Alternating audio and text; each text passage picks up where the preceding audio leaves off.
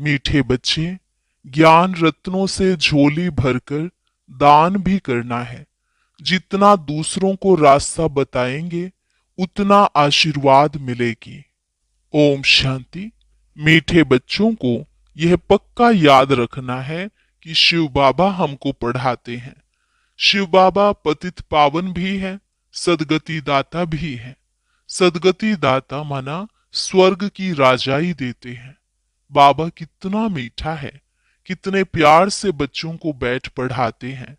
बाप दादा द्वारा हमको पढ़ाते हैं। बाबा कितना मीठा है, कितना प्यार करते हैं। कोई तकलीफ नहीं देते, सिर्फ कहते हैं मुझे याद करो और चक्र को याद करो।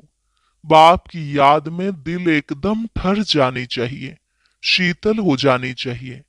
एक बाप की ही याद सतानी चाहिए, क्योंकि बाप से वर्षा कितना भारी मिलता है। अपने को देखना चाहिए, हमारा बाप के साथ कितना लव है, कहाँ तक हमारे में दैवी गुण है। क्योंकि तुम बच्चे अब कांटों से फूल बन रहे हो। जितना जितना योग में रहेंगे उतना कांटों से फूल सतो प्रधान बनते जाएंगे। फूल बन गए फिर यहाँ रह नहीं सकेंगे। फूलों का बगीचा है ही स्वर्ग। जो बहुत कांटों को फूल बनाते हैं उन्हें ही सच्चा खुशबूदार फूल कहेंगे। वह किसी को कांटा नहीं लगाएंगे। क्रोध भी बड़ा कांटा है, बहुतों को दुख देते हैं। अभी तुम बच्चे कांटों की दुनिया से किनारे पर आ गए हो, तुम हो संगम पर। जैसे माली फूलों को अलग पॉट बर्तन में निकाल कर रखते हैं, वैसे ही तुम फूलों को भी अब संगम युगी पोट में अलग रखा हुआ है।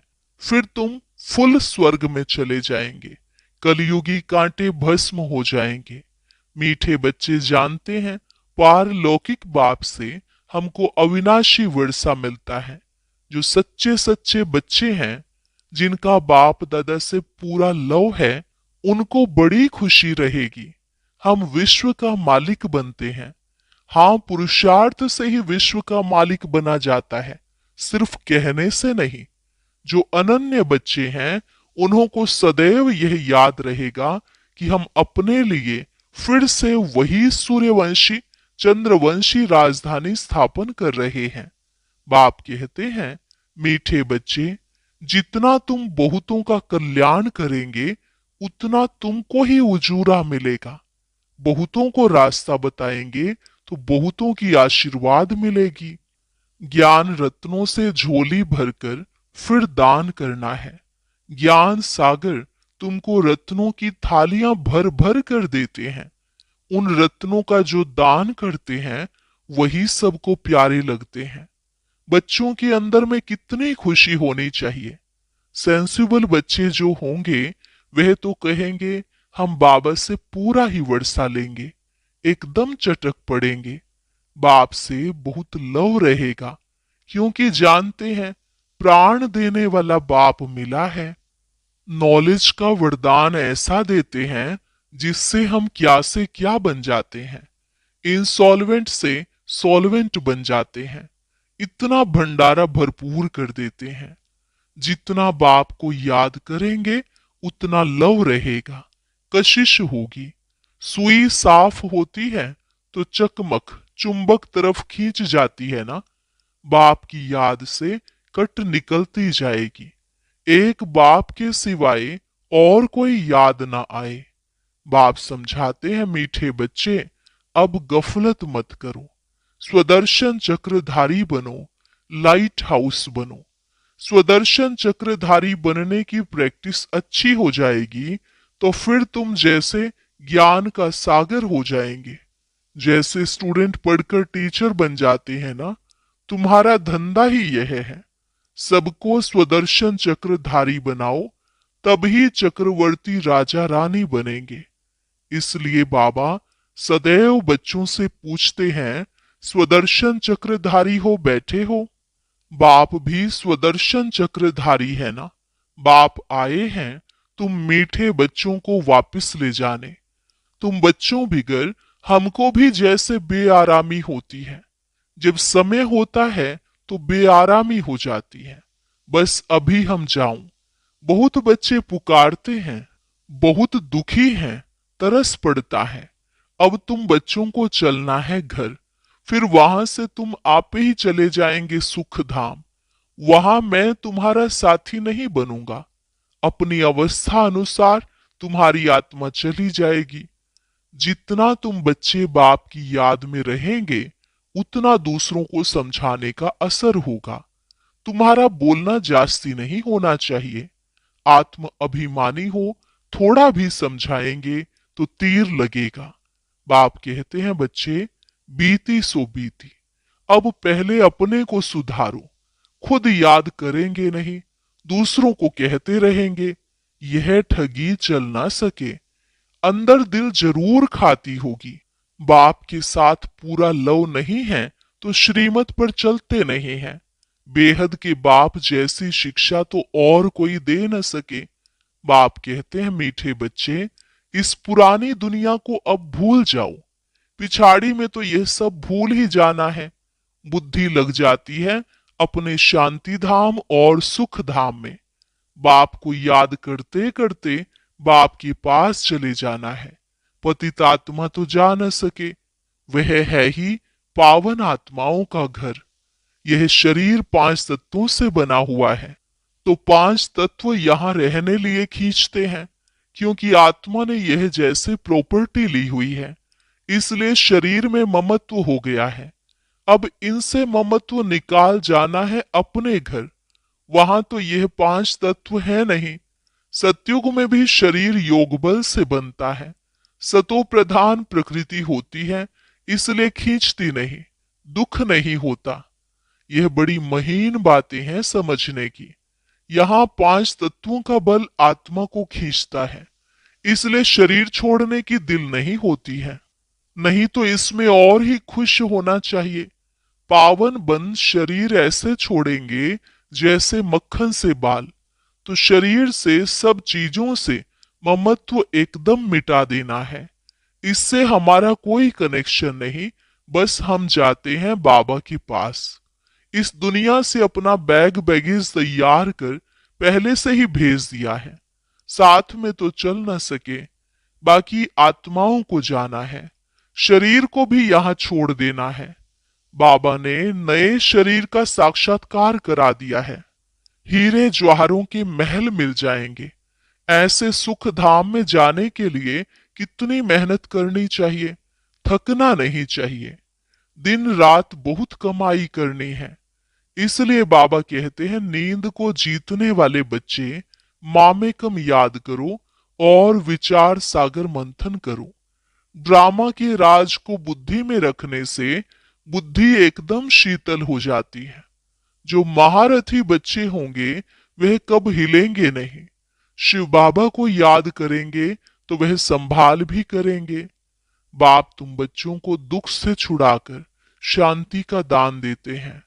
तुमको भी शांति का दान देना है।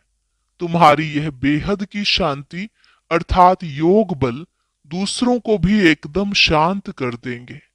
तुम बाप की याद में रहकर फिर देखो, यह आत्मा हमारे कुल की है या नहीं।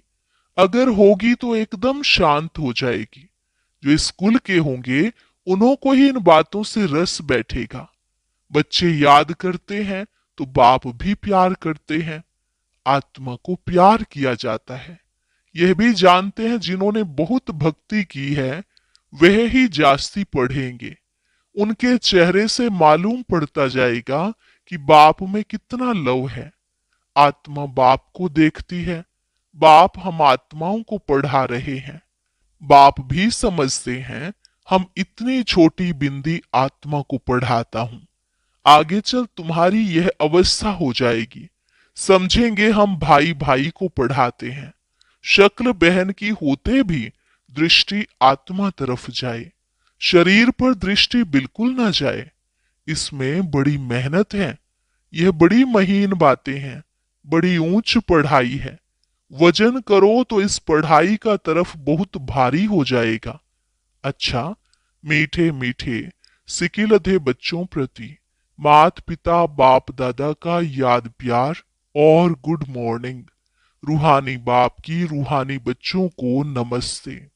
रूहानी बच्चों की रूहानी बाप दादा को नमस्ते नमस्ते, गुड मॉर्निंग, शुक्रिया बाबा शुक्रिया। अव्यक्त महावाक्य। महावीर बच्चों के संगठन की विशेषता, एक रस एक टक स्थिति। 9 दिसंबर 1975। महावीर अर्थात विशेष आत्मा। ऐसे महावीर विशेष आत्माओं के संगठन की विशेषता वर्तमान समय यही होनी चाहिए जो एक ही समय सबकी एक रस एक टिक स्थिति हो, अर्थात जितना समय जिस स्थिति में ठहरना चाहे उतना समय उस स्थिति में संगठित रूप में स्थित हो जाए। संगठित रूप में सबके संकल्प रूपी उंगली एक हो। जब तक संगठन की यह प्रैक्टिस नहीं है तब तक सिद्धि नहीं होगी। संगठन में अभी ऑर्डर हो कि 5 मिनट के लिए व्यर्थ संकल्प बिल्कुल समाप्त कर बीज रूप पावरफुल स्थिति में एक रस स्थित हो जाओ, तो ऐसा अभ्यास है। ऐसे नहीं कोई मनन करने की स्थिति में हो, कोई रूह रिहान कर रहा हो और कोई अव्यक्त स्थिति में हो। ऑर्डर है बीज रूप होने का और कर रहे हैं रूह रिहान, तो ऑर्डर नहीं माना ना। यह अभ्यास तब होगा जब पहले व्यर्थ संकल्पों की समाप्ति करेंगे। हलचल होती ही व्यर्थ संकल्पों की है।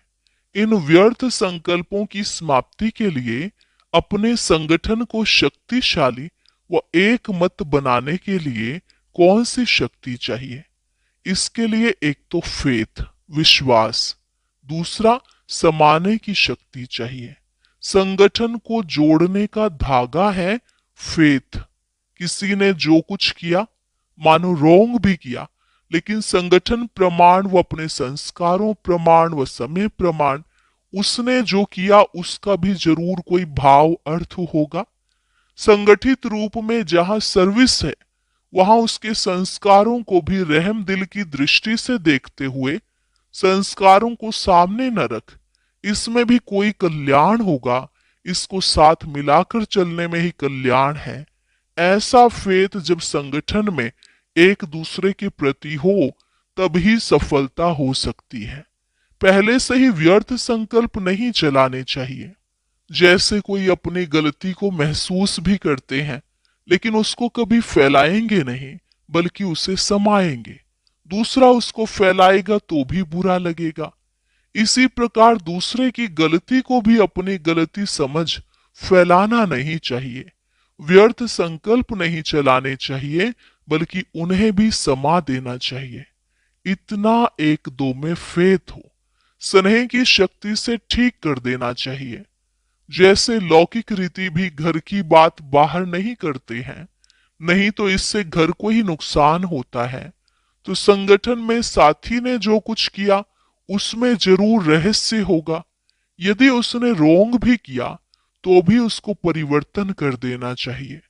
यह दोनों प्रकार के फेथ रखकर एक दूसरे के संपर्क में चलने से संगठन की सफलता हो सकती है। इसमें समाने की शक्ति ज्यादा चाहिए। व्यर्थ संकल्पों को समाना है। बीते हुए संस्कारों को कभी भी वर्तमान समय से टैली मिलान नहीं करो, अर्थात पास्ट को प्रेजेंट नहीं करो। जब पास्ट को प्रेजेंट में मिलाते हो तभी संकल्पों की क्यू लंबी हो जाती है, और जब तक यह व्यर्थ संकल्पों की क्यू है तब तक संगठित रूप में एक रस स्थिति हो नहीं सकती। दूसरे की गलती स्वप्ने गलती समझना, यह है संगठन को मजबूत करना। यह तब होगा जब एक दूसरे में फेथ होगा। परिवर्तन करने का फेथ या कल्याण करने का फेथ, इसमें समाने की शक्ति जरूर चाहिए। देखा और सुना उसको बिल्कुल समाकर वही आत्मिक दृष्टि और कल्याण की भावना रहे। जब अज्ञानियों के लिए कहते हो अपकारियों पर उपकार करना है तो संगठन में भी एक दूसरे के प्रति रहम की भावना रहे। अभी रहम की भावना कम रहती है, क्योंकि आत्मिक स्थिति का अभ्यास कम है। ऐसा पावरफुल संगठन होने से ही सिद्धि होगी। अभी आप सिद्धि का आह्वान करते हो, लेकिन फिर आपके आगे सिद्धि स्वयं झुकेगी। जैसे सतयुग में प्रकृति दासी बन जाती है, वैसे सिद्धि आपके सामने स्वयं झुकेगी। सिद्धि आप लोगों का आह्वान करेगी। जब श्रेष्ठ नॉलेज है, स्टेज भी पावरफुल है, तो सिद्धि क्या बड़ी बात है। सदा काल एक रस स्थिति में रहने वालों को सिद्धि प्राप्त न हो, यह हो नहीं सकता। लेकिन इसके लिए संगठन की शक्ति चाहिए। एक ने कुछ बोला, दूसरे ने स्वीकार किया। सामना करने की शक्ति ब्राह्मण परिवार के आगे यूज नहीं करनी है, वो माया के आगे यूज करनी है। परिवार से सामना करने की शक्ति यूज करने से संगठन पावरफुल नहीं होता। कोई भी बात नहीं जचती तो भी एक दूसरे का सत्कार करना चाहिए। उस समय किसी के संकल्प व बोल को कट नहीं करना चाहिए। इसलिए अब समाने की शक्ति को धारण करो। संगठित रूप में आप ब्राह्मण बच्चों की आपस के संपर्क की भाषा भी अव्यक्त भाव की होनी चाहिए। जैसे फरिश्ते अथवा आत्माएं आत्माओं से बोल रही हैं। किसी की सुनी हुई गलती को संकल्प में भी स्वीकार ना करना और ना कराना ही चाहिए। ऐसी जब स्थिति हो, तभी बाप की जो शुभ कामना है संगठन की, वह प्रैक्टिकल में होगी। इसके लिए विशेष पुरुषार्थ अथवा विशेष अनुभवों की आपस में लेन देन करो। संगठित रूप में विशेष योग के प्रोग्राम चलते रहें तो विनाश ज्वाला को भी पंखा लगेगा। योग अग्नि से विनाश की अग्नि जलेगी। अच्छा, वरदान व्यक्त में रहते अव्यक्त फरिश्ते रूप का साक्षात्कार कराने वाले सफेद वस्त्रधारी और सफेद लाइट धारी भव। व्यक्त में रहते अव्यक्त फरिश्ते रूप का साक्षात्कार कराने वाले सफेद वस्त्रधारी और सफेद लाइट धारी भव।